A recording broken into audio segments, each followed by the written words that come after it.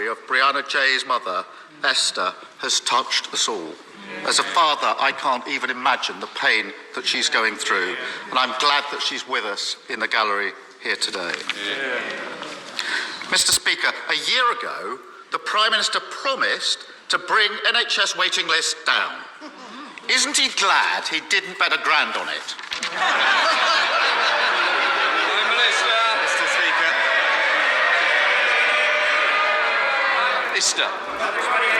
Mr. Speaker, at least I stand by my commitments.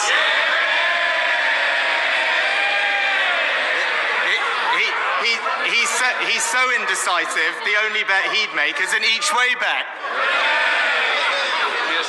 Well, Mr. Speaker, he says he stands by his commitments. He once insisted that if he missed his promises, these are the words he used, I'm the Prime Minister, and then he said, it's on me personally.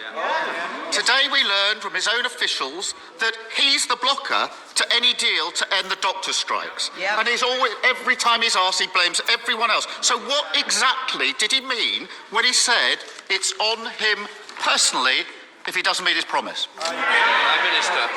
Mr. Speaker, we are bringing the waiting list down for the longest waiters. We're making progress. But it's a bit rich, Mr. Speaker, to hear about promises from someone who's broken every single promise he was elected on.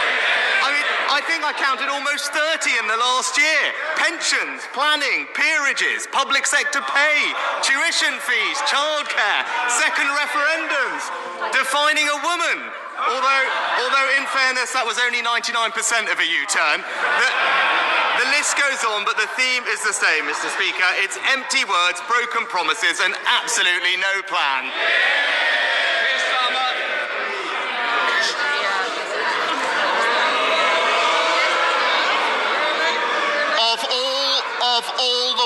Of all the weeks to say that, when Brianna's mother is in this chamber, shame, parading as a man of integrity when he's got absolutely no responsibility.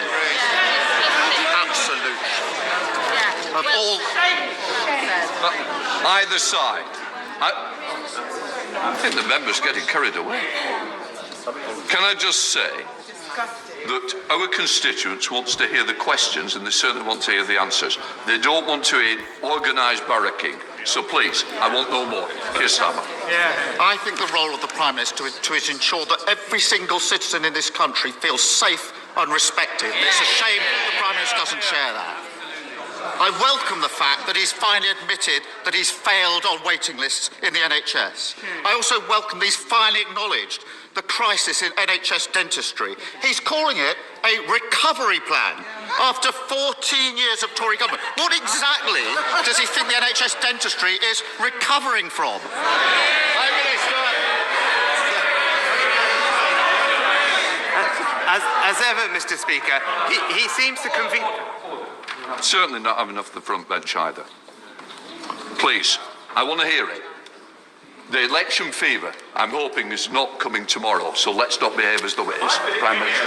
Well, Mr. Speaker, as ever, he conveniently forgets the impact of a pandemic on NHS dentistry, and it was specifically because of the close proximity nature of dental provision that it was unable to operate as normal throughout the pandemic. That was the recommendation of the medical and clinical experts, Mr. Speaker, which is why inevitably there is a backlog in dental care and the impact that has. But that's why, as my honourable friend, the Health Secretary, will outline later today for the House, we're putting more funding in to provide more NHS provision across the country, on top of plans that will see the number of dental training places increase by 40%, Mr. Speaker. But I would actually just point out, our plans mean that there will be 2.5 million more NHS appointments, which is in fact 3 times